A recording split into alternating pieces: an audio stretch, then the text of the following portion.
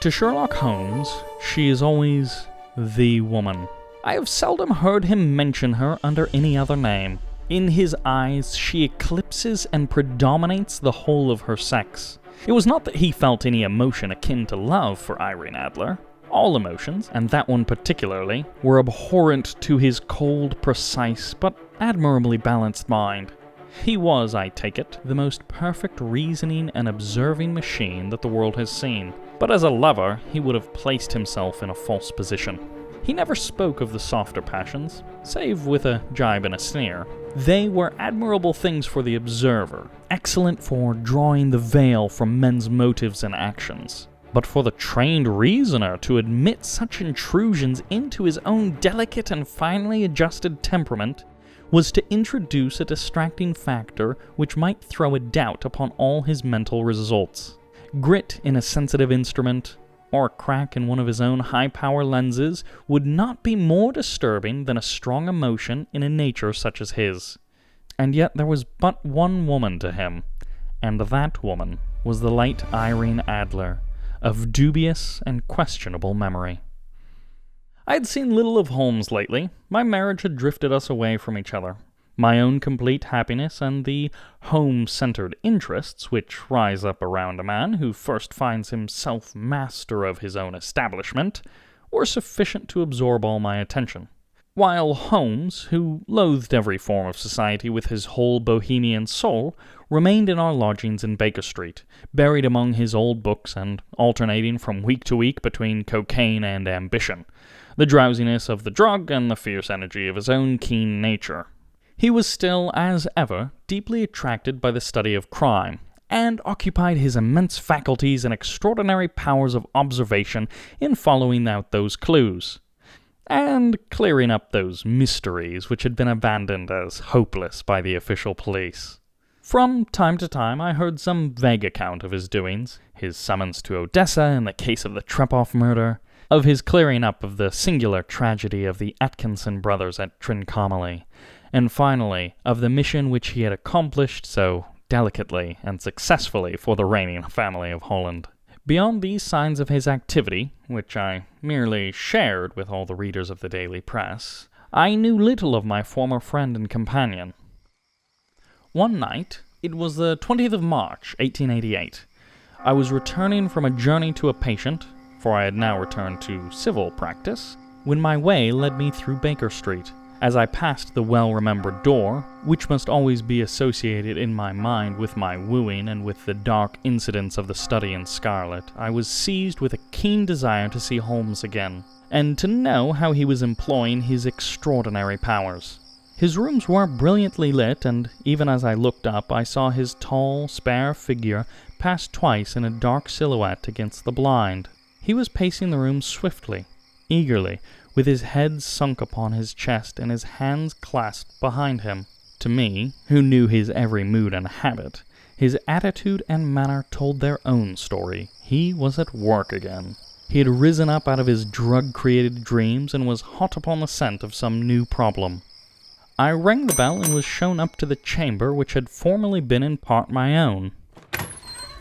His manner was not effusive. It seldom was, but he was glad, I think, to see me. With hardly a word spoken, but with a kindly eye, he waved me to an armchair, threw across his case of cigars, and indicated a spirit case and a gasogen in the corner. Then he stood before the fire and looked me over in his singular, introspective fashion. "Wedlock suits you," he remarked. "I think, Watson, that you have put on 7.5 pounds since I saw you." 7, I answered. "Indeed, I should have thought a little more, just a trifle more, I fancy, Watson. And in practice again, I observe. You did not tell me you intended to go into harness."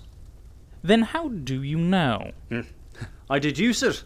How do I know that you've been getting yourself very wet lately, and that you have a most clumsy and careless servant girl?" "My dear Holmes," said I, "this is too much. You would certainly have been burned had you lived a few centuries ago. It is true that I had a country walk on Thursday, and came home in a dreadful mess, but as I have changed clothes, I can't imagine how you deduce it. As to Mary Jane, she is incorrigible, and my wife has given her notice. But there again, I fail to see how you work it out. He chuckled to himself and rubbed his long, nervous hands together. It's simplicity itself, said he. My eyes tell me that on the inside of your left shoe, just where the firelight strikes it, the leather is scored by 6 almost parallel cuts. Obviously, they have been caused by someone who has very carelessly scraped around the edges of the sole in order to remove crusted mud from it. Hence, you see, my double deduction. You have been out in vile weather, and that you had a particularly malignant boot-slitting specimen of the London slavey.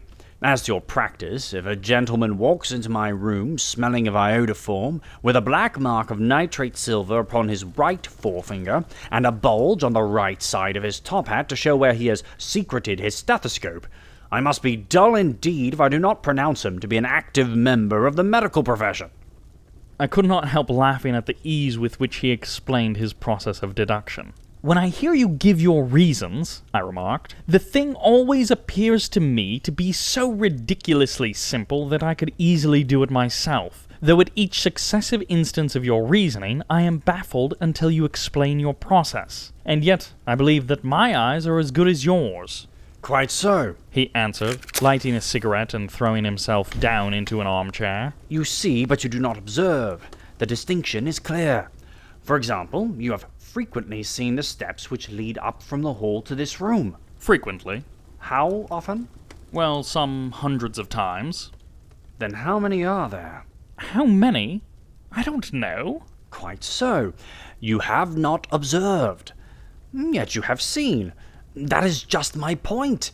Now I know that there are 17 steps because I have both seen and observed. By the way, since you are interested in these little problems, and since you are good enough to chronicle one or two of my trifling experiences, you may be interested in this. He threw over a sheet of thick, pink-tinted notepaper, which had been lying open on the table. It came by the last post, said he. Read it aloud. The note was undated and without either signature or address. There will be a call upon you tonight at 7:45, it said. A gentleman who desires to consult you upon a matter of the very deepest moment.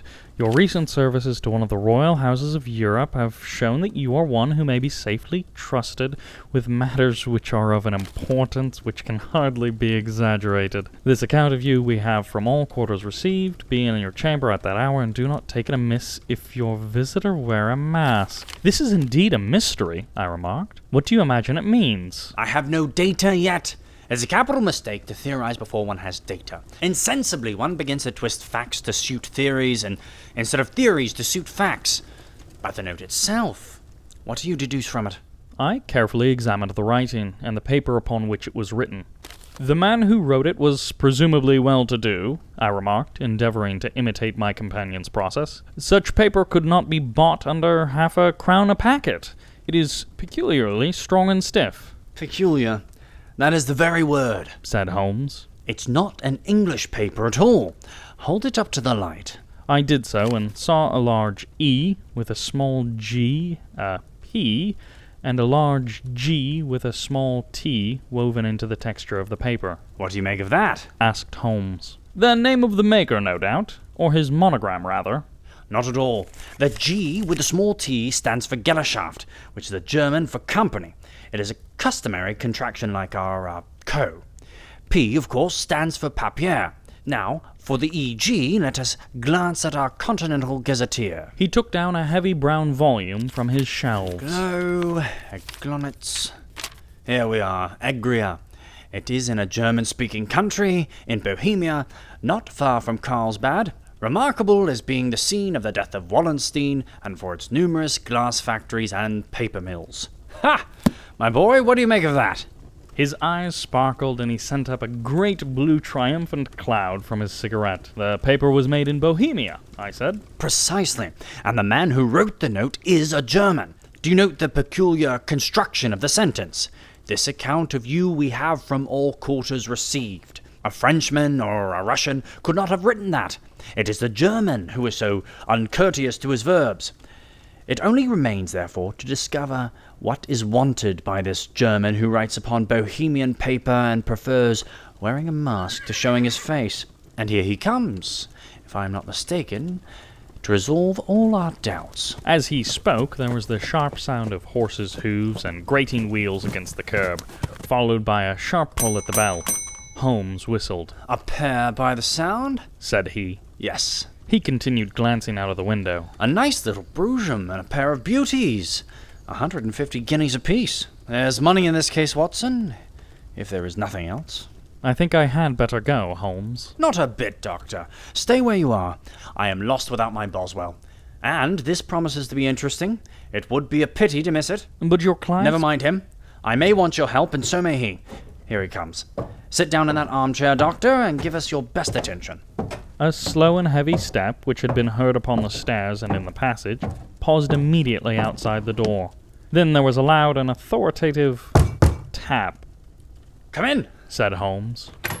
A man entered who could hardly have been less than 6 feet 6 inches in height, with the chest and limbs of a Hercules. His dress was rich, with a richness which would, in England, be looked upon as akin to bad taste. Heavy bands of astrakhan were slashed across the sleeves and the fronts of his double-breasted coat, while the deep blue cloak, which was thrown over his shoulders, was lined with flame-colored silk and secured at the neck with a brooch which consisted of a single flaming beryl.